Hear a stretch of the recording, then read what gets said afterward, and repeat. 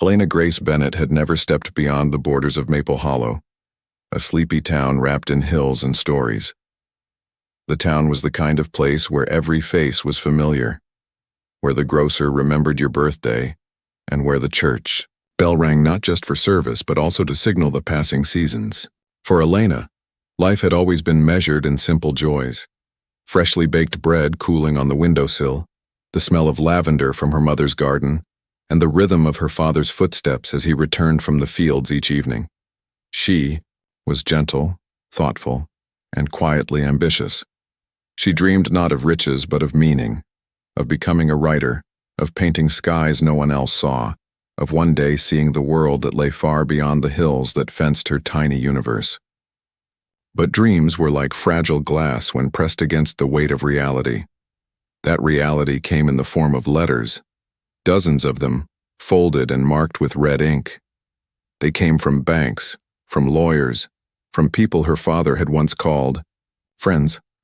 The Bennett family farm, a heritage of 3 generations, had been sinking under the weight of unpaid loans, failed harvests, and a drought that showed no mercy. Her father, Matthew Bennett, tried to shield her from the truth, waking before dawn and returning long after dark, his hands rougher, his back more bent with each passing day. Helena pretended not to see the worry in his eyes or the silent conversations he shared with her mother at the kitchen table, but she knew, and she hated feeling helpless. Then came the day everything changed. It was a gray Thursday, heavy with the scent of coming rain. Helena had just returned from delivering pies to Mrs. Calloway when she found a black car parked outside their modest farmhouse, a sleek vehicle that looked like it belonged in a city skyline, not in the muddy roads of Maple Hollow.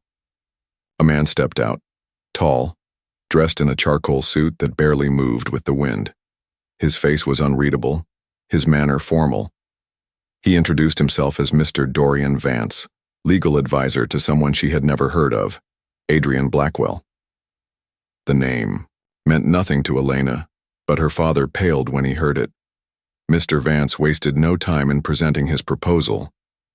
Mr. Blackwell, he explained, was offering to resolve every outstanding debt the Bennetts owed, wipe the slate clean.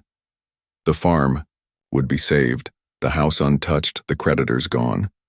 But there was a condition. Helena had to marry Adrian Blackwell. Silence fell like a stone in the room. Helena blinked, certain she had misunderstood. A marriage? To a stranger? And not just any stranger, but a wealthy recluse known only to the world through rumors and magazine profiles, the phantom of the boardroom, they called him, a man who hadn't been seen publicly in years, who never gave interviews, and who was whispered to have suffered a tragedy so deep it turned him cold to the world. She looked to her father, expecting outrage, but he only stared at his calloused, eyes shining with a pain she had never seen before. "Helena," he finally said, his voice barely holding, "I would never ask you if there was another way." That night, she sat by her window as the rain finally broke, washing the dust off the earth. Her heart was a whirlwind of fear, anger, and confusion. This wasn't the life she'd imagined. This wasn't love. It wasn't a fairy tale. It was survival. And yet, somewhere in the storm outside, in the aching silence of her home, she realized something. Sometimes, fate doesn't come with music or moonlight. Sometimes, it arrives in silence, carrying burdens and choices. And sometimes what seems like the end of one dream becomes the quiet beginning of another. With trembling hands and a steady heart, Helena whispered into the night, "If this is what it takes to save them, then I will walk into the unknown." She had no idea what waited for her on the other side, but she would find out soon enough. The train ride to the city felt like stepping into someone else's life. Helena sat near the window, her fingers pressed against the cold glass as fields gave way to concrete, and her memories blurred behind her like a forgotten painting. Maple Hollow had been her world, and now she was leaving it not for adventure or opportunity but to marry a man she had never met, Adrian Blackwell. The name still felt foreign in her mouth. She tried saying it once quietly to herself, and it sounded like a character from one of her unfinished stories. Except this story wasn't hers to write. Not yet. Waiting for her at the station was Mr. Vance, the same man who had delivered the proposal like a well-wrapped package. He greeted her with a nod and led her to another black car, quieter and more insulated than any place she'd ever sat. The silence in the car was thick. No music, no idle conversation. Just the city rushing by outside and her own racing thoughts inside. She wondered what Adrian was like. Why would someone like him need to marry a stranger? Why her? The car climbed, uphill, leaving the city behind.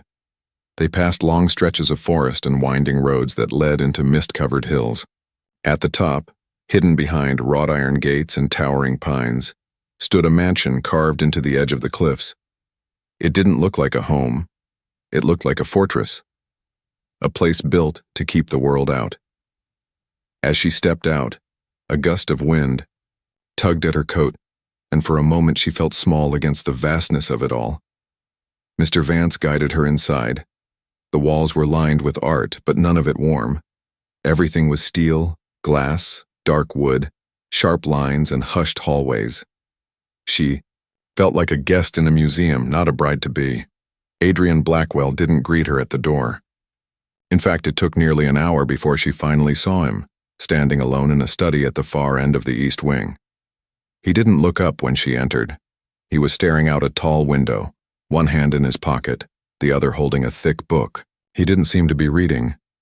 "Elena," he said without turning. His voice was deep, steady. "You're early." She didn't know what to say to that. How do you begin a conversation with the man who holds your family's future in his hands? She swallowed the lump in her throat and simply said, "I thought it would be respectful to arrive before the meeting." Adrian turned. He was tall, more so than she expected, and carried himself like someone used to solitude. There was something in his eyes, shadowed like he had learned long ago how to live without needing anyone. But there was also something else, a flicker of curiosity maybe, or regret. "I've arranged everything," he said, gesturing to a folder on the table. "The ceremony will be private. No guests, just us, a legal witness, and a signature." "That simple?" Elena asked, barely able to meet his eyes. "It's not meant to be complicated," he replied. "It's an arrangement, nothing more." Elena stiffened, something inside her tightening. She wanted to scream, to ask why, to walk away. But instead, she nodded. Because this wasn't about her feelings. This was about keeping a roof over her parents' heads. That night, she stayed in a room on the third floor, larger than her entire home back in Maple Hollow, with windows that overlooked nothing but fog. She couldn't sleep. She wandered through the halls, finding corners untouched by time. The house wasn't empty, but it felt hollow. No laughter, no photographs, just echoes. She found herself standing before a door at the end of one corridor. Something about it felt different. She reached out to touch the knob, but before she could, she heard Adrian's voice behind her. "Don't go in there." She turned, startled. "Why?" she asked. His expression was unreadable. "Some doors are better left closed." And then he walked away. That night, Elena lay awake wondering what kind of man she was about to marry. Not because she feared him, but because she sensed that behind his cold words and distant eyes, there was a story, a reason he built walls so high. And if she was to live in this place, even in name only, she needed to understand it. Because no one shuts the world out without a reason, and Elena knew. If this was to be her life now, she couldn't just exist in it. She had to find meaning in it too. Days passed in the quiet fortress that Adrian Blackwell called home, and Elena found herself walking a delicate line between the stranger she had been and the woman forced to live a life not of her choosing. The grand house with its endless corridors and shadowed corners became her new world, a world that felt cold and distant, but strangely full of secrets she couldn't yet unravel. Adrian remained elusive, a man of few words and carefully guarded emotions. Their conversations were polite, distant, never quite crossing into the realm of familiarity. He kept to his routines, rising early and retreating to his study, emerging only to meet her at meals or to finalize paperwork.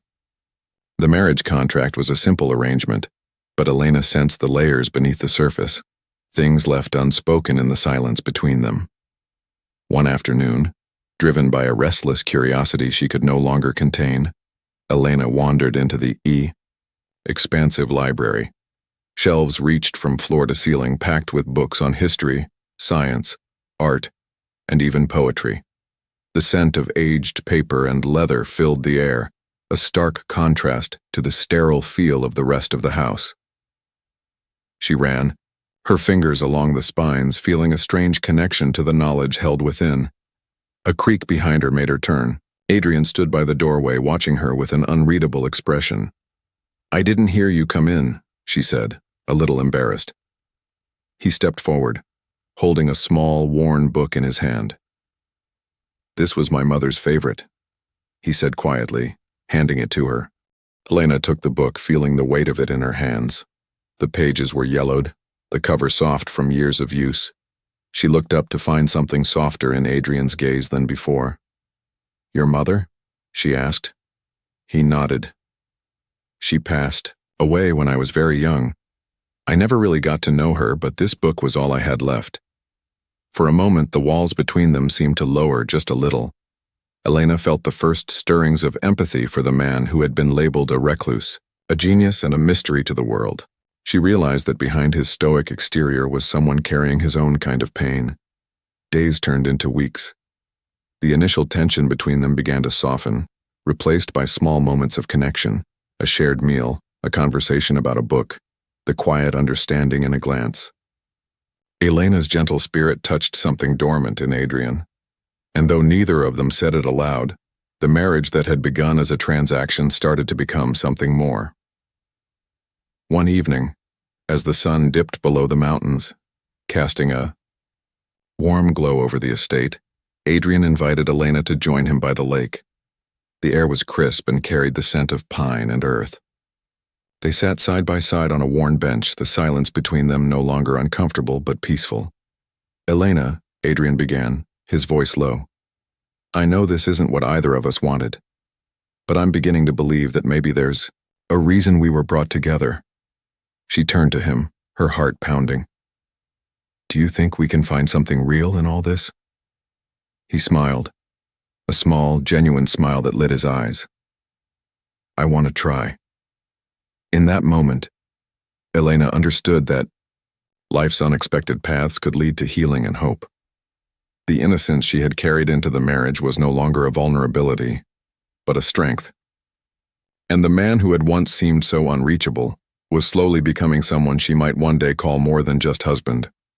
The journey ahead was uncertain, filled with challenges neither of them could foresee. But together, they would face it, finding in each other a reason to believe in second chances and the power of a heart willing to heal. Days stretched on with a rhythm all their own inside the walls of the estate. Elena found herself settling into routines that once would have seemed impossible. Quiet mornings with steaming cups of tea in the sunroom, afternoons spent wandering the vast gardens that seemed to breathe life into the cold stone house, and evenings where she and Adrian shared moments of unexpected warmth. But beneath the calm surface, Elena sensed that Adrian carried burdens far heavier than the loneliness of his reclusive existence. He was a man of contradictions, reserved yet intense, distant yet longing. One evening, as twilight settled over the estate and the sky blushed with shades of rose and gold, Adrian finally began to open a door he had long kept shut. They sat, together by the fireplace, the crackling flames casting flickering shadows on the walls. Elena had noticed a framed photograph on the mantelpiece, worn with time, a woman's gentle smile and eyes full of kindness. Without asking, Adrian reached over and touched the frame. "My sister," he said quietly. "She passed away a few years ago." Elena's heart tightened. "I'm so sorry." Adrian nodded. "She was the one person who understood me completely. Losing her, it changed everything." There was a silence filled with unspoken grief. Elena reached out, placing her hand lightly over his. The gesture surprised them both, but felt like a bridge spanning the distance they'd kept between them. In the days that followed, Elena's presence seemed to awaken something in Adrian. He began sharing memories, tales of childhood laughter, dreams once held, and the family that had shaped him. For the first time, she saw not the cold, distant millionaire the world whispered about, but a man shaped by love and loss, longing and regret. One afternoon, as Elena painted the fading light on a canvas, Adrian appeared at the doorway. In his hand was a small box, simple but elegant. "I found this among my sister's things," he said softly. "She wanted you to have it." Elena opened it carefully. Inside was a delicate locket, engraved with a single word, hope. Tears welled in her eyes as she looked up at him. "Thank you." Their bond deepened, built on shared vulnerability and the fragile threads of trust. Elena's innocence was no longer just a part of her past. It was a source of strength, guiding her through the complexities of this new life. Yet even as hope blossomed, shadows lingered. Whispers from the outside world reached them, rumors of business challenges, old enemies seeking to exploit any weakness. Adrian's guarded nature returned, his protective instincts sharpening. One evening, a tense conversation shattered the fragile peace. Adrian confessed fears he rarely voiced, the weight of expectations, the fear of failure, and the desire to protect Elena from the storms that surrounded him. Elena, with quiet determination, reminded him that they were no longer alone. Together, they could face whatever came. Their marriage, born from necessity, was becoming a partnership forged in resilience and hope. As the seasons shifted and the estate blossomed with spring's arrival, Elena and Adrian stood side by side, ready to face the unknown.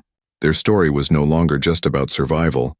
It was about transformation, about finding light in unexpected places, and about the courage to embrace a future neither had imagined but both would come to cherish. The days that followed brought with them a new rhythm, a fragile harmony between two souls who had once been strangers, but were now quietly intertwined by circumstance and choice. Elena found herself more than just a guest in the vast estate. She was becoming a presence that Adrian quietly welcomed, even if words between them remained sparse. One afternoon, as a gentle rain tapped against the tall windows, Elena ventured into the heart of the house, a room Adrian rarely mentioned, his private workshop. The door creaked open to reveal a space filled with blueprints, gadgets, and screens softly glowing with streams of code. It was a world apart from the polished exterior of the mansion, a glimpse into the mind of a man who had built an empire with sheer will and intellect. Adrian entered silently behind her. "Not many have seen this room," he said, his voice softer than usual. "It's where I lose myself." Elena turned to him, curiosity sparking in her eyes. "What do you build here?" He hesitated, then smiled faintly. "Solutions, problems. The world hasn't figured out yet." The weight of his words settled between them. Here was a man driven by a restless mind, a hunger to change the world, yet chained by his own fears and solitude. Days later, Elena received a letter from home, a rare and precious connection to the life she had left behind. Her father's words were simple but filled with hope. "Hold on, my dear. We're proud of you. Whatever happens, remember you are never alone." The message reminded Elena of why she had agreed to this marriage, not for herself, but for her family, for the orchard her father loved, and for the dreams that still flickered like embers beneath her heart. One evening, as they sat together by the fireplace, Adrian shared a glimpse of his past, a story he had never told anyone. He spoke of a betrayal that had nearly shattered his trust in the world, a business partner who had turned against him, causing years of hardship and isolation. "I built walls to protect myself," he confessed. "But those walls also kept me from living." Elena listened, understanding that their marriage was more than a contract. It was a chance for both of them to heal, to rebuild trust, and to discover the strength that comes from vulnerability. As spring turned to summer, the estate began to feel less like a prison and more like a home. Elena's laughter echoed in the halls. Her paintings brought color to the walls, and Adrian found himself stepping out of the shadows, sharing moments of genuine connection. Yet challenges awaited. News of a hostile takeover threatened the company Adrian had spent years building. The pressure weighed heavily on him, but Elena stood by his side, offering unwavering support. Together, they faced boardroom battles, whispered threats, and moments of doubt. But their shared journey forged a bond deeper than either had anticipated. They were no longer two strangers bound by necessity. They were partners in every sense, united by courage and a shared vision for the future. One warm summer night, under a sky glittering with stars, Adrian took Elena's hand. "I never thought I'd find peace in this life," he said softly. "But with you, I believe anything is possible." Elena smiled, her heart full. Sometimes the future we don't choose is the one we need the most. And in that moment, beneath the vast, endless sky, they both knew their story was only just beginning. A story of love born from hardship, of two hearts learning to beat as one, and of the extraordinary power of hope and resilience. The final months of that transformative year carried with them a sense of quiet resolution. Elena and Adrian had traversed a landscape of uncertainty, fear, and unexpected connection, and now stood on the brink of a future neither had dared to imagine before their paths converged. The contract that had once seemed a binding chain now felt more like the foundation of something new, fragile, yet unbreakable. Elena had grown into her role, not just as Adrian's wife but as a partner, confidant and beacon of hope. Her gentle strength and unwavering belief in the goodness beneath the surface had drawn Adrian out of his self-imposed isolation. He, in turn, had begun to shed the armor of mistrust and fear, revealing a man capable of deep affection and tenderness. One crisp autumn afternoon, as the golden leaves danced in the wind, Adrian invited Elena to the gardens where a surprise awaited her. Beneath a grand oak tree stood an easel draped with a cloth. With a quiet smile, he pulled the fabric away to reveal a painting, a portrait of Elena, radiant and serene, captured in the soft glow of sunset. Elena's eyes welled with tears. "It's beautiful," she whispered. "I've never seen myself like this." Adrian stepped closer, his voice low and sincere. "You showed me the light I thought was lost. This is my way of saying thank you." That moment marked a turning point. The walls between them had crumbled, replaced by trust and a growing love that neither had expected but both now cherished deeply. As winter approached, news came that the company had weathered the storm of the hostile takeover. Adrian's leadership, bolstered by Elena's unwavering support, had steered them through perilous waters. The victory was not just a business success, it was a testament to resilience, partnership, and the power of hope. Elena received a letter from her father, full of pride and gratitude. The orchard had begun to recover thanks to funds Adrian had quietly provided. The family she had fought for was safe, their dreams preserved. One evening, as snow gently blanketed the estate, Elena and Adrian stood by the fireplace, hands entwined. Their journey had begun with a contract neither wanted, but it had grown into something neither could live without. "I never thought I'd find love this way," Elena said softly. Adrian smiled, his eyes reflecting the warmth of the fire. "Neither did I.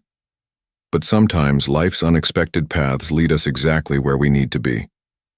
Together they looked toward the future, an unwritten story filled with promise, hope, and a love born from hardship, but blossomed through understanding and courage.